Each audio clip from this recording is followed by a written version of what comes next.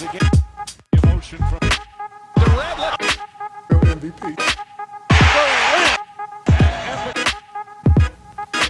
Kevin Durant. No shortcut.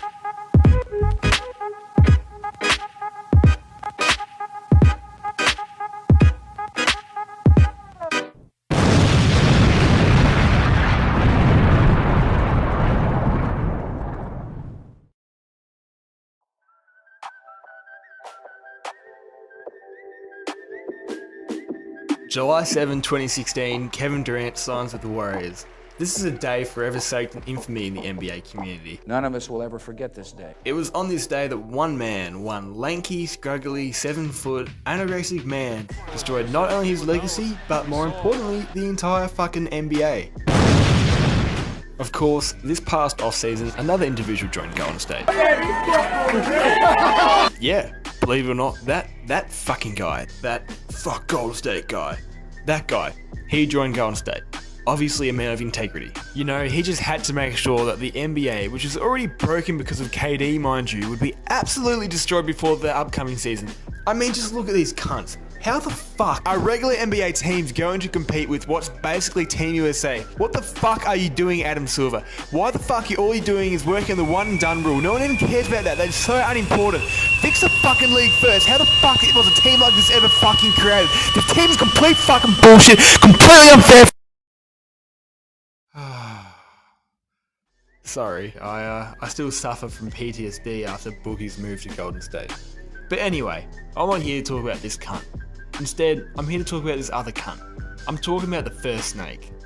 The OG, if you will. I'm talking about Kevin Wayne Durant. Yeah, Wayne is actually his middle name. And what an absolute legacy-destroying, league-breaking, despicable, snaky move his move to Golden State was. Now, you might be sitting there thinking, yo dude, I think we all know how much of a fucking snake KD is. We don't need to be reminded. Well, you'd be surprised at the amount of people who wouldn't react the same as you. What was common sense in 2016, that KD is a snake who shouldn't be respected, apparently isn't so unanimously clear-cut today. From what I keep hearing from commentators on TV and seeing from comments online, it appears that more and more people have come to view what KD did as nothing out of the ordinary, and not even that bad. People view the situation like he had no choice but to only go to Golden State because Russ was a shit teammate. I know you guys think I forgot Russ. An emotional guy who will run through a wall for me. I love you, man. I love you. Even Stephen A. Smith, a man famous for ranting about KD's move to Golden State at the time, has done a complete 180 and now makes an effort to defend KD from the haters. How are you viewing this move from Durant? Well, I'm viewing it as the weakest move I've ever seen from a superstar. Plain and simple. They were up 3-1 in the Western Conference Finals, and you depart for the team that beat you when you're on the cusp of getting to the finals yourself or ultimately winning the championship for the franchise that you've been with since you've come into the NBA. I think it's incredibly weak. I just view it as him jumping on the bandwagon, and I think it's the weakest move I've ever seen by a superstar. Plain and simple. There will be a asterisk by his name. It's not something that I would have done. I would have never joined West or Russell or Chamberlain. You know, I want to kick their butt. I disagree with him. There's nothing that can take away from the greatness we've seen Kevin Durant put on display. There is no asterisk. He does not deserve anybody saying he should have an asterisk placed his name. So, I'm just sitting here, watching as KD's respect levels continue to rise. And all I can think to myself is, how the fuck is this happening? Look, for example, if you rape someone, 2 or 20 years later, you still rape someone. The crime is just as bad now as it was then. Okay, obviously Kevin Durant hasn't raped anyone, and his move to Golden State doesn't compare to raping someone, I'm not saying that. But my point still stands that just because it's been 2 years, that doesn't mean we should care less now than we did then in 2016 as to the significance and severity of what he did.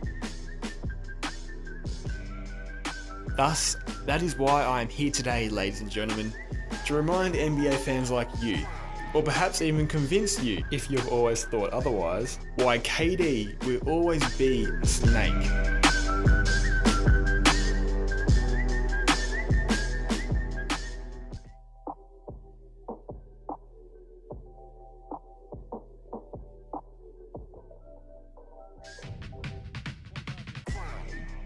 KD's move to Golden State hurt a number of players' legacies, and one of those players is LeBron James. At this point in time, LeBron has already had the career to make him one of the greatest players of all time, particularly bringing Cleveland their first ever championship and leading the only team in NBA history to come back from a 3-1 deficit in the finals.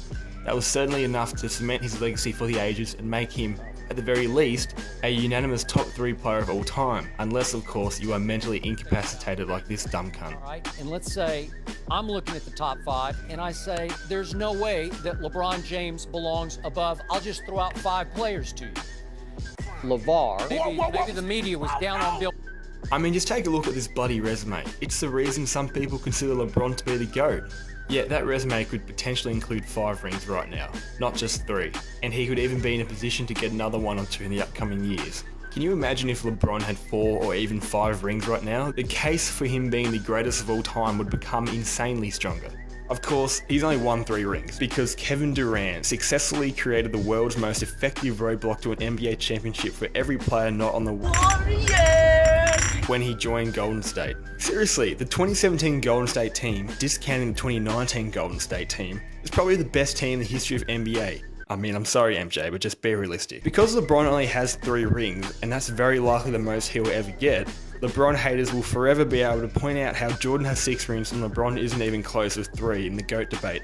And subsequently, LeBron will never truly be able to catch the ghost of Michael Jordan.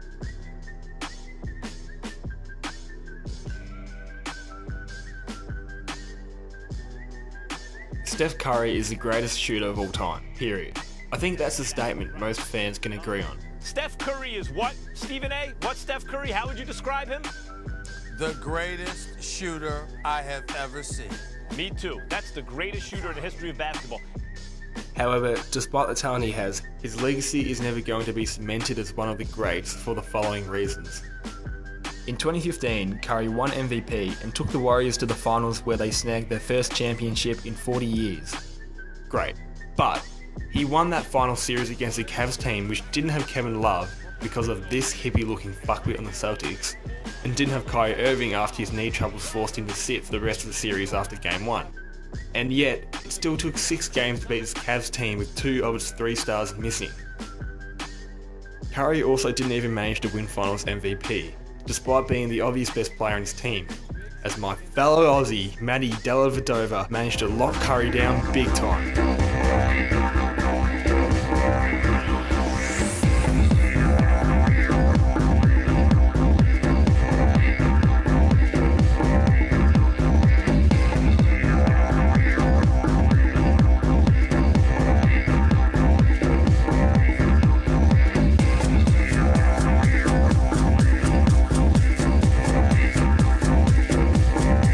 Alright, Delly didn't manage to lock Curry down completely, but he did do enough for Curry's stats to take a hit from what they usually are, and this basically led to Iguodala getting Finals MVP. So whatever. In 2016, Curry would truly prove himself to be one of the greats. He led Golden State through a historic 73-9 season, became the first ever player to win unanimous MVP, and was back in the finals to face off against a healthy Cavs team. This was it. Steph was going to quiet all the haters who said he couldn't win against a healthy Cavs team the year before. This is Steph Curry's time to achieve greatness. Oh fuck, he just choked a 3-1 lead. Cleveland is a city of champions once again. The Cavaliers are NBA champions. Doesn't matter. 2017, this is the year that Curry finally wins the finals fair and square, no excuses, in the ultimate rematch against the Cavs to determine who is truly the better team and to serve as a fitting end to the riveting finals trilogy of the past few years. This year, the world will see what Curry is truly made of. And for fuck's sake, Kevin Durant just joined the Warriors. Oh, god damn it. Today, in 2018, when we evaluate Steph Curry's several championship runs in the past few years, he has only managed to win when either the opposing team was missing very significant star players due to injuries, or he was on the most overpowered, unfair team in NBA history because the NBA's second best player joined him. Curry never did, and as of now, probably never will, lead a team to a championship fair and square, where nothing can be used to discredit or take away from his victory.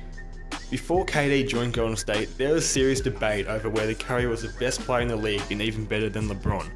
I think Steph Curry right now is the best player in the world. And that includes LeBron James. It includes Kevin Durant. Steph Curry's on another level. I mean, this brother right here shoot 52% from the field, 45% from three-point range, averaging 34, pulling up from 30, 35, 40, 25, 50. It don't matter what. Today, there is no such debate. You know what this says about Steph Curry, Max Kellerman? What's that? It says that he was never in the conversation for the greatest in the world. He's not in that conversation for the greatest play in the world. We don't talk about Steph Curry anymore. He's not a top 4 or 5 talking point in the league anymore. The Curry we saw before 2017 is one we will never see again whilst he's sharing the ball with Kevin Durant on the same team. Never again will we get to see just how great Steph Curry can truly be. Speaking of Kevin Durant, alright, let's get this video back to the main topic of Kevin Durant. Durant's legacy is obviously the one that took the biggest hit from his move to Golden State. Up until 2016, KD had established his legacy as a great clutch player who always gave back to the community, who gave one of the greatest MVP speeches ever, and was simply a humble young boy out of DC. But his legacy is he choked a 3-1 lead in the Western Conference Finals and then joined the 73-win team he choked the lead against. That is forever going to overshadow all the good that he actually does, and that is how he will be remembered. In his chase for a ring, no matter how worthless that ring might be, he took his legacy and threw it into a pit of lava to be burned into nothing.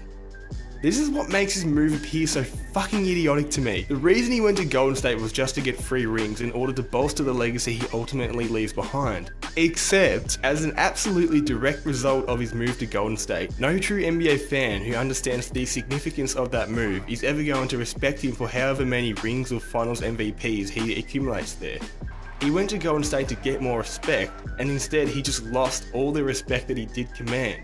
And that was a whole fucking lot. I mean, just listen to what some of these NBA legends thought about KD's move, and you can just tell, even if they don't say it outright, they have zero respect for the man. I never wanted to play with them. I always wanted to beat them. Would it have been nice and probably easier on my body to play with those guys? Absolutely, yeah. There's no way that, just hindsight, I would have never, called up Larry, called up Magic and say, hey, let's get together and play on one team. I just wish he had stayed in Oklahoma City. Piggybacking on those guys in Golden State, I'm disappointed. I'm not mad at Kevin, but I'm disappointed. Back in the day, I couldn't imagine going to Lakers and play with Magic Johnson. I'd rather try to beat him. KD will always be remembered as a great player, a great shooter, but, and more significantly, a snake that joined a 73-win team in order to get 3 championships delivered straight to his doorstep.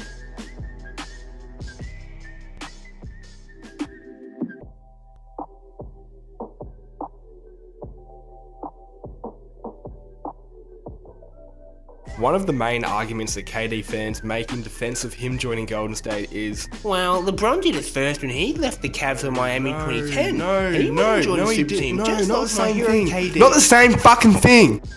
The Cavaliers team that LeBron left behind in favour of Miami was nowhere near the same calibre of KD's OKC team. The best players on that Cavs team the final year of LeBron's stint there was, well, obviously LeBron. Then there was a fat, injury-prone 38-year-old Shaq. Yep, he was there. Then there was also... It was LeBron James and a bunch of no-names. The cupboard was bare. Cavs management, throughout the entirety of LeBron's first stint in Cleveland, consistently failed to surround him with a supporting cast that can help him win a championship. KD was not in the same boat. Let's look at who KD had around him.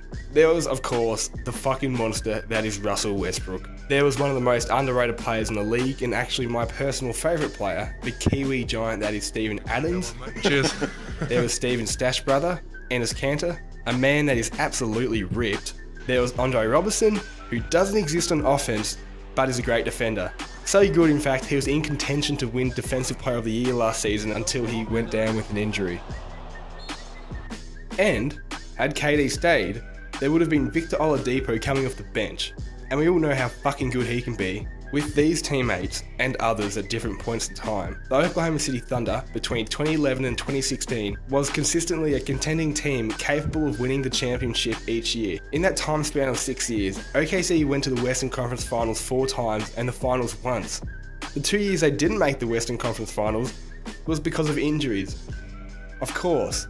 Now infamously, OKC was up 3-1 in the Western Conference Finals against the Warriors, a team that had just won the most regular season wins in history, a team some argued was better than even Michael Jordan's 96 Bulls team.